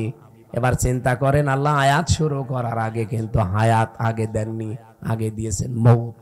কি দিয়েছেন? মুফাসসিররা তাফসীর করতে গিয়ে লিখেছেন, আল্লাহ পাক মানুষকে জানাতে চেয়েছেন, পৃথিবীর মানুষেরা পৃথিবীর যত উপরে ওঠো না কেন, এই কথা সব সময় মনে রাখবা যে আমার মরা লাগবে। কি করা লাগবে? আমি প্রধানমন্ত্রী না, আমি সারা পৃথিবীর যদি মরল হয়ে যায়, এই চিন্তা সব সময় পেছনে রাখবা যে আমার মরা লাগবে। তাহলে দুনিয়ার জীবনটা পরিচ্ছন্ন থাকবে তোমার। মৃত্যুটা এত কঠিন বিষয়, এই পৃথিবীর কোন মানুষকে যেহেতু ছাড়েন নাই, শ্রেষ্ঠ মানুষের নাম আমরা জানি মুহাম্মাদুর রাসূলুল্লাহ, তাকে পর্যন্ত মরণ ছেড়েছে। তাকে কিন্তু অফার দিয়েছিল আজরাইল এসে যে যতদিন থাকতে চান আপনি থাকতে পারবেন দুনিয়ার হায়াতে, এরপরে যখন আপনার ইচ্ছা হবে তখন আপনাকে আমি নিয়ে যাব। নবীজি জিজ্ঞাসা করলেন, ভাই আজরাইল, যদি আমি সত্যি থাকতে চাই কতদিন? যতদিন ইচ্ছা পারবেন, তারপরে মরা লাগবে। কারণ কুল্লু নাফসিন যায়িকাতুল মাউত, এটা সবার জন্য। বিশ্ব নবী তখন ডাক দিয়ে বলেন, ফেরেশতা, মরাই যদি লাগে তখন এই নশ্বর দুনিয়ায় আমি আর থাকতে চাই না, আমার মাবুদের কাছে আমারে নিয়ে চলো। হযরতে আজরাইল নিজে বর্ণনা করেন যে আমি শুধুমাত্র তার বুকের উপরে হাতটা রেখেছিলাম, বিশ্বনবী মুহাম্মদুর রাসূলুল্লাহ চিৎকার দিয়ে বললেন, হাত সরাও। হাতটা সরিয়ে ফেলেছি। ফেরেশতা বলে, হুজুর আমি আজ পর্যন্ত পৃথিবীতে কারো কাছে জান কবজের অনুমতি চাইনি, আজকেই প্রথম। আপনি হাত সরাতে বললেন, আমি কিন্তু জানি আল্লাহর পরে আপনার স্থান। এত আসানে এত সহজে দুনিয়ায় কাউকে আমি কবজ করি নাই, যত আসানে শুধু হাতটা রেখেছিলাম। নবীজি বলেন, আজরাইল, এটাই যদি তোমার হাত রাখা হয়, মনে হচ্ছে উহুদ পাহাড় আমার বুকের উপরে রেখে দিয়েছে। আমি মুহাম্মদের শরীরে পৃথিবীর মানুষের তুলনায় 70 জন মানুষের শক্তি আমার শরীরে। এত শক্তি আল্লাহ আমার এই শরীরে দেওয়ার পরে তোমার হাত রাখলে যদি আমি হাত সরাতে বাধ্য করতে পারি, যে আমার আর সহ্য হয় না, উহুদ পাহাড় মনে হচ্ছে। আমার গুনাহগার উম্মত যারা দুর্বল, এদের কি আচরণ করবা? যত কষ্ট আছে দুনিয়াতে মরণের, সব আমার বুকের উপরে আজকে দাও। আমার এতিম উম্মত যারা আমার পরে দুনিয়ায় থাকবে, এদের মরণে এত কষ্ট দিও না। হযরতে আজরাইল ওই দিন একটা গ্যারান্টি দিয়েছিলেন, নবী আপনি চিন্তা করবেন না, আপনার উম্মত যদি পৃথিবীতে, কোরআনে কারীমের সূরা বাকারার 255 নাম্বার আয়াত, যেটা আয়াতুল কুরসি, এখানে 10টা ক্ষমতার কথা আছে আল্লাহর। আমি এমনিতে সূরা মুলুক পড়ি নাই, মুলুক মানে ক্ষমতা, মুলুক মানে রাজত্ব। এখানে 10টা বিষয় আছে।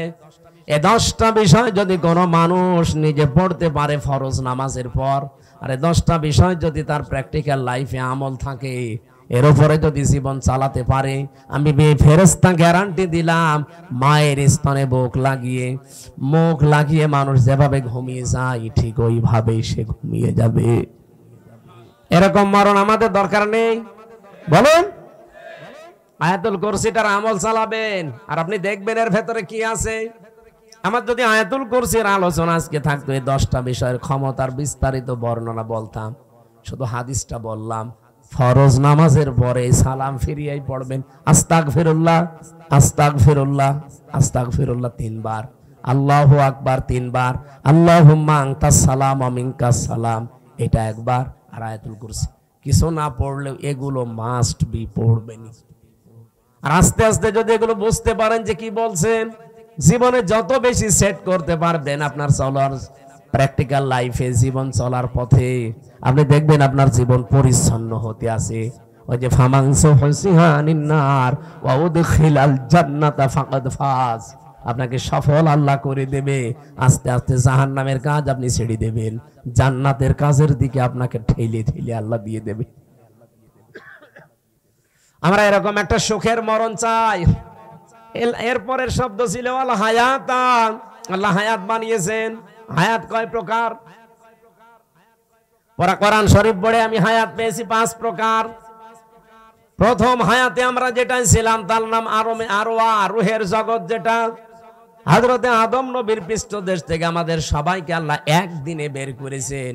এজন্য পৃথিবীর প্রতিটি মানুষের হায়াত সমান। এখানে এই তথ্য জানেন না অনেকে।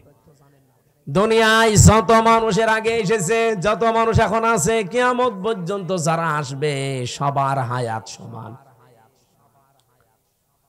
এদিকে তাকান, সবার হায়াত সমান। আমি আপনাকে একেবারে শেষ পর্যন্ত মিলিয়ে দেব। আদম আলাইহিস সালামের পর থেকে দুনিয়ায় যারা এসেছে তারা 1000 বছর, 950 বছর এরকম হায়াত পেত। তারা ওই সময় থেকে চলে গেছে। এরপরে যারা আস্তে আস্তে সিরিয়ালে আসছে, 150 বছর, 200 বছর, 50, 60 বছর পরে পরে চলে যায়, নতুন মানুষ আসে।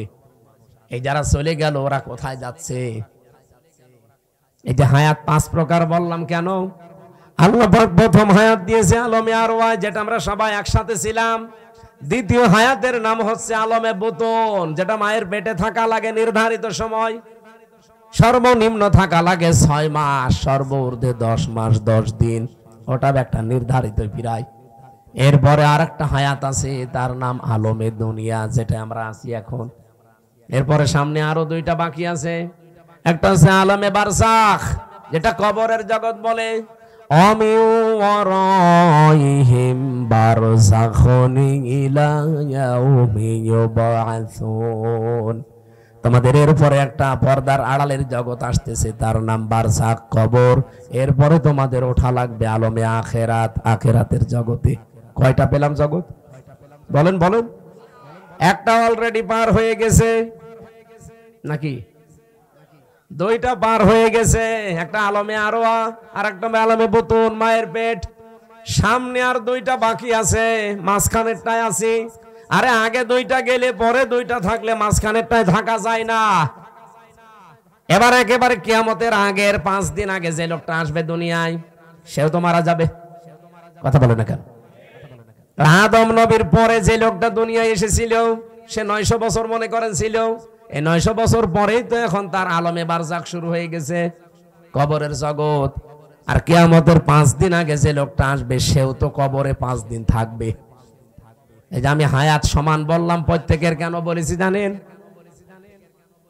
আমরা তো সবাই একদিনই আদমের পিঠ থেকে বের হয়েছিলাম, কিন্তু আগে পরে আসার কারণে প্রত্যেকের কবরের জগৎ কিন্তু একই। হয়তো তারা আগে পাল্টিয়েছে, আমরা পরে আসতেছি। আমরা চলে যাওয়ার পরে যারা আসবে ওরা তো এখন ওই রকম কবরের জগতে আছে। বারজাখুন মানে কি? এই পর্দার আড়াল। এই যে পর্দা দেওয়া আছে, এর পেছনে যারা আছে ওরা সিরিয়াল করে আসবে, আমরা ওখানে চলে যাব।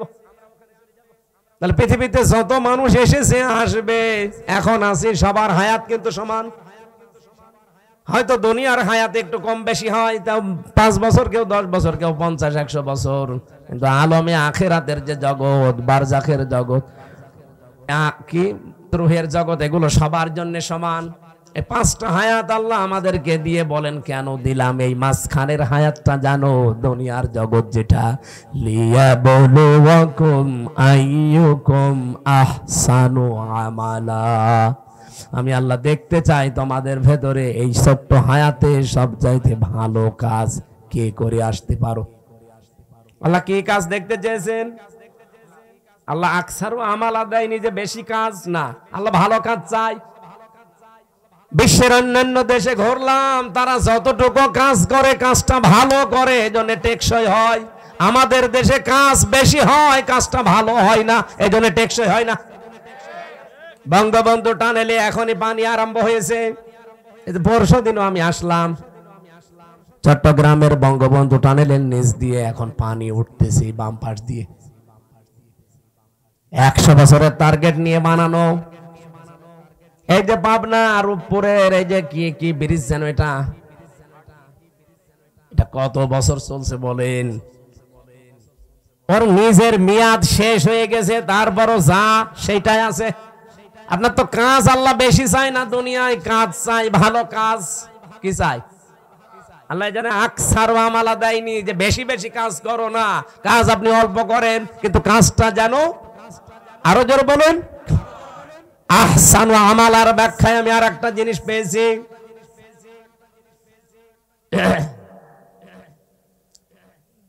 মরণের পরে যেহেতু একটা জিনিসের হিসাব আল্লাহ নিজে ধরবেন, তার নাম ওই যে মিজান। আমরা নাম শুনি যে মিজানের পাল্লায় আল্লাহ মাপ দিবেন। মিজানের পাল্লায় মাপবে না? কি মাপবে? আমল। বলেন বলেন, আমল মানে কাজ। কে বলেছে আমল মানে নাকি? নেকির আলাদা শব্দ আছে, আর সাওয়াবুন মানে নেকি, আর আমল মানে। কিয়ামতের ময়দানে তাহলে আমল মাপ দেবে। আমল মানে, আবার বলছি বাংলায়, বলেন বলেন, আর একবার বলেন ইংরেজিতে, ওয়ার্ক। খুব ভালো করে এই বিষয়টা নিজের সিরিয়ালে মিলাবেন, আপনার জীবন পাল্টিয়ে যাবে। আল্লাহ বেশি কাজ চাইনি, ভালো কাজ চেয়েছে। কেন? যেহেতু মরণের পরে আপনার কাজ মাপা হবে। আমার এবার প্রশ্ন এই দুইজনের কাছে, আর এখানে যারা আছে আলেমরা তাদের কাছে। সারা জীবনই শুনে আসলাম যে কিয়ামতের দিন আল্লাহ মাপ দেবে আমল, কাজ। আর কি দিয়ে মাপবে? মিজানের পাল্লা দিয়ে। মিজানের পাল্লা মানে দাড়ি পাল্লা। এটা শুনিনি? কিয়ামতে যে আল্লাহ মাপবে কিসের পাল্লায়? দাড়ি পাল্লায় মাপবে। কোরআন হাদিসে কোন জায়গায় পড়িয়েছেন যে দাড়ি পাল্লায় আল্লাহ মাপবে? আর আপনার কমন সেন্স নেই। এই যে এই স্টেজটা যদি এই ভাইকে বলি এটা একটু মেপে দেন, উনি দাড়ি পাল্লায় তুলে দেবে। এটা মাপার জন্য আলাদা একটা যন্ত্র আছে। কি দিয়ে মাপবে? ফিতা দিয়ে। কথা বলছেন না কেন? এই যে পানির বোতল দিয়েছিল, এখন যদি বলি ভাই পানিটা মেপে দেন, ফিতা দিয়ে মাপবে। কি দিয়ে? ওটা দাড়ি পাল্লা আছে, স্ক্যান আছে। আমার এখন শহর এসেছে, ওনারা যদি বলি ভাই মেপে দেন, পানির বোতল দিয়ে দেবে। কি দিয়ে? প্রত্যেকটা জিনিস দুনিয়াতে পরিমাপ করার যন্ত্র আছে। প্রতিটি জিনিস মাপ দেওয়ার আলাদা আলাদা যন্ত্র পাবেন, আর আলাদা আলাদা তাদের নামও আছে। এ পর্যন্ত বোঝেন কিনা? কিয়ামতের দিন যেহেতু আল্লাহ আমল মাপবে আমরা সবাই জানি, আর আমল মাপে দাড়ি পাল্লা দিয়ে যে 5 কেজি কাজ, কাজ কোনোদিন 5 কেজি হয়? তাহলে কি মাপবে? যেহেতু আমল আল্লাহ মাপ দেবে, এটা দাড়ি পাল্লা দিয়ে কেউ আমল মাপে না, কোনো পাগলও মাপে না। আমল বা কাজ, ওয়ার্ক, এটা মাপতে হয়, পরিমাপ করার আলাদা যন্ত্র আছে, তার নাম গুরুত্ব। কাজ মাপতে হয় গুরুত্বের ভিত্তিতে। আপনি কি নতুন শুনছেন? জীবনে কোনোদিন তাফসীর পড়েননি নাকি এইভাবে পড়েননি? কিয়ামতের দিন আল্লাহ মাপ দেবে, আমরা সারা জীবন শুনে আসছি আমল, আর মাপ দেবে কিসে? মিজানের পাল্লায়। মিজান মানে যত তাফসীর আছে, যত অভিধান আছে আরবি পৃথিবীতে যত আছে নিয়ে আসেন। কোন জায়গায় মিজান মানে দাড়ি পাল্লা লেখা আছে? আছে। মিজান মানে মানদণ্ড। মিজান মানে ন্যায় বিচারের প্রতীক। এই জন্য হাইকোর্টে দেখেন সরকার একটা দাড়ি পাল্লা টাঙিয়ে রেখেছে, দেখেননি? হাইকোর্টে গিয়েছেন কোনোদিন? দাড়ি পাল্লা টাঙানো আছে। দাড়ি পাল্লা মানে কি? জামাত ইসলামের দাড়ি পাল্লা না। সরকার দেশের মানুষকে বোঝাতে চায় যে বাংলাদেশের কোন জায়গায় যদি ন্যায় বিচার না পাও, এই হাইকোর্টে আসলে ন্যায় বিচার পাবে। এই দেখো তার প্রতীক, দাড়ি পাল্লা দিয়ে দুই দিকে পাল্লা, একটাকে একদিকে ঝোলা আছে, সমান্তরাল করা, একেবারে সমান সমান। এখানে এসে ন্যায় বিচার পাবা, এটা ন্যায় বিচারের প্রতীক। কোরআনে কারিমে আল্লাহ এরকম একটা আয়াত দিয়েছেন সূরা হাদীদের 25 নম্বর আয়াত, লাকাদ আরসালনা রুসুলানা বিল বাজ্জিনাত ওয়া আনসালনা মাআহুমুল কিতাবা ওয়াল মিজান লিয়াকুমান নাসু বিল কিসতি। এখানে তিনটা বিষয় আছে। অবশ্যই আমি দুনিয়াতে রাসূল পাঠিয়েছি, এক নম্বরে। দুই নম্বরে তাদের সাথে মিজান দিয়েছি। মিজান মানে মানদণ্ড, ন্যায় বিচার করার জন্য মানুষের ভেতরে, সেটা আমি দিয়েছি। তার নাম কি? তাহলে এখানে মিজান মানে মানদণ্ড, ন্যায় বিচারের একটা পথিকের নাম মিজান। আর আমরা সবাই এখন জানলাম, যারা শিক্ষিত মানুষ জিজ্ঞাসা করে দেখেন, প্রত্যেকেই বলবে কাজ মাপতে হয়, আমল মাপতে হয়, এটা দাড়ি পাল্লা দিয়ে না, এটা মাপতে হয় গুরুত্বের ভিত্তিতে। আপনি কাজটা গুরুত্বপূর্ণ কিনা সেটা আল্লাহ দেখবে। এখানে গুরুত্বপূর্ণ কি কাজ বলেন? এই যে স্টেজের গুরুত্বপূর্ণ হচ্ছে খুঁটি আর সামিয়ানা। এই খুঁটি আর সামিয়ানা যদি না থাকে, গুরুত্বপূর্ণ এই দুইটা, এই স্টেজের কোনো দাম আছে? আর কেউ স্টেজ বলবে? কিন্তু গুরুত্বহীন অনেক জিনিস এখানে আছে। কি? এই যে এখানে যে রেহালটা আছে, এটা যদি না থাকে কেউ স্টেজ বলবে না। এই যে মাইকটা আছে, এই টেবিলটা আছে, এখানে যে সামিয়ানা দিয়ে রেখেছেন সুন্দর করে, যে লাল কার্পেট, এগুলো যদি না থাকে, ফুল দিয়েছেন, লাইট দিয়েছেন, বলেন তো এগুলো গুরুত্বপূর্ণ না গুরুত্বহীন? এত সহজ করে বাংলা ভাষায় বোঝানোর পরেও যদি না বুঝে, আমার মনে হয় আপনাদের কোরআন শরীফ, বুখারী শরীফ দিয়ে আর হবে না, এখন বাকারি শরীফ লাগবে। কিভাবে বলবো বলেন তো? সারা জীবন কি শুনে আসলো যে কিয়ামতের দিন মিজানের পাল্লায় আমল মাপবে। আমল মানে কাজ। এই কেজি, এইদিকে 5 কেজি গোনা তুলে দেবে, এইদিকে 6 কেজি নেকি তুলে দেবে, একদিকে ভার হয়ে যাবে, জান্নাতে চলে যাবে। আরে ভাই, আমল কাজ মাপে মানুষ দাড়ি পাল্লা দিয়ে? কোন পাগলে বিশ্বাস করবে? কাজ মাপতে হলে গুরুত্বের ভিত্তিতে মাপা লাগে। আমি এই ভাইকে বললাম, ভাই কুষ্টিয়ায় যান, এই কাজটা করে আসেন। বিকালে বেলা দেখে উনি কাজে না যেয়ে ওই নাটোরের মোড়ে মার্বেল খেলছে। আমার কথার গুরুত্ব দিয়েছে? কাজের গুরুত্ব দিয়েছে? আল্লাহ পৃথিবীতে গুরুত্বপূর্ণ কাজ দিয়েছেন আমাদের জীবনে 500টা। কয়টা? এই কোরআনে আছে 6666টা আয়াতের 500 আয়াত শরীয়তের বিধান গুরুত্বপূর্ণ, যেটাই খুঁটি আর সামিয়ানার মতো। এটা না থাকলে যতই আনুষঙ্গিক কাজ করেন, একটা কাজের মূল্য থাকবে না। কারণ খুঁটি নেই, সামিয়ানা নেই, জীবনে এখানে কেউ আসবেও না স্টেজ বলি। আমি আশা করি কথা কি বোঝাতে চাই আপনি বুঝেছেন। জীবনের গুরুত্বপূর্ণ এই কাজগুলো আজ আমাদের নেই।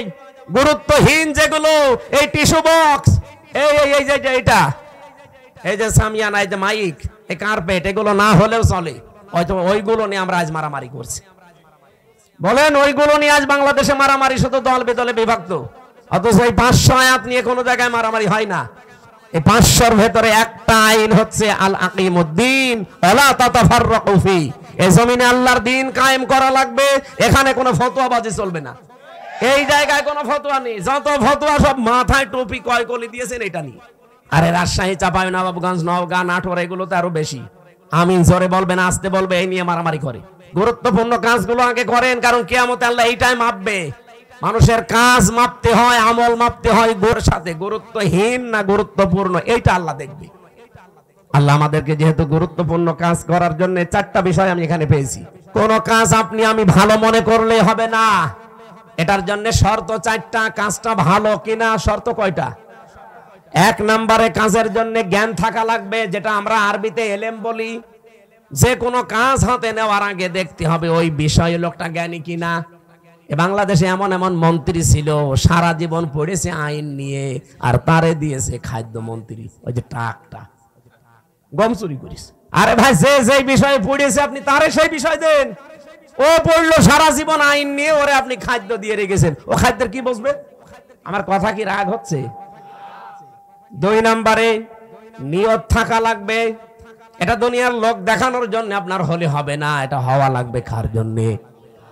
এই জন্য যারা কালেমা পড়েন লা ইলাহা ইল্লাল্লাহ, তাদেরকে আল্লাহ শিখিয়েছেন, তুই বল কুল ইন্না সলাতি ওয়া নুসুকি ওয়া মাহইয়ায়া ওয়া মামাতি লিল্লাহি রাব্বিল আলামিন। সূরা নাম 8 নাম্বার পারা 9 নাম্বার পৃষ্ঠা 9 নাম্বার লাইনের 163 নাম্বার আয়াতে আছে তাফসিরে ফি জিলালিল কোরআন। আল্লাহ বলেন, নবী আপনি বলেন আমার নামাজ, আমার কোরবানি, আমার বেঁচে থাকা, আমার মরে যাওয়া দুনিয়ার কারো জন্য না, সব আমি আল্লাহর জন্য করি। নিয়তটা পাকাপাকি করা লাগবে, লোক দেখানোর জন্য করলে হবে না ভালো কাজ। 3 নম্বরে ধৈর্য লাগবে। কি লাগবে? আর এখন মুসলমানদের সবচাইতে বড় সম্পদ এখন পৃথিবীতে এইটা, ধৈর্য ধারণ করা লাগবে। বাংলাদেশে অনেক ষড়যন্ত্র চলছে বিভিন্ন কায়দায়, ধৈর্য ছাড়া এখন আর উপায় নেই। আমি ষড়যন্ত্রের নামগুলো বলতে পারলাম না। 4 নম্বরে ইখলাস লাগবে। কি লাগবে? যতগুলো তথ্য এখানে আমি লিখেছি, এটা যদি একটা একটা করে সিরিয়াল করে বলতে যায়, এখন তো 11:30, এত রাত পর্যন্ত কথা বলাও ঠিক না। আর কিছুক্ষণ পরে তাহাজ্জুদের নামাজ, ফজরের নামাজ। জেলে বসে যে কিছু নোট করেছিলাম, বাইরে এসে করেছি, সেগুলো দিয়ে মেয়েদের এই যে সাংসারিক জীবনে অশান্তি কেন, দাম্পত্য জীবনের কলহ এবং তার সমাধান কি করে করা লাগে আমি লিখেছিলাম। ওইটা কোথায় পাওয়া যায় জানি না, ওই গাড়িতে আছে মাদ্রাসায়। আপনারা যাওয়ার সময় মেয়ের জন্য পোড়াটা 120 পৃষ্ঠা লিখেছি। আমার মনে হয় পোড়াটা যদি মেয়ে, বউ, শাশুড়ি এগুলো পড়ে, পরিবারের শান্তি আসবে। ওই সিরিয়াল বসে বসে না দেখে বইটা পড়াবেন, ওই মাদ্রাসায় আছে। আমি আয়াতটা আজ পর্যন্ত রাখছি, কারণ এখন ব্যাখ্যা করতে গেলে আমার গলা বসে যাচ্ছে। এরপরে কালকের অনুষ্ঠান অনেক দূরে, এরপরে বাড়িতে একটু সময় দেওয়া লাগবে। অনেকদিন বাইরে আছি, আজকের মতো মাপছি, শেষ করে নিলাম। আর এরা সব ব্যস্ত মানুষ, আমি আবার আসবো ইনশাল্লাহ। এই মাদ্রাসার দিকে একটু খেয়াল করা দরকার। মাহতামিম সাহেব আমার কথা বলছিল যে এই জমিটা নেওয়ার জন্য 36 লাখ টাকা লাগবে।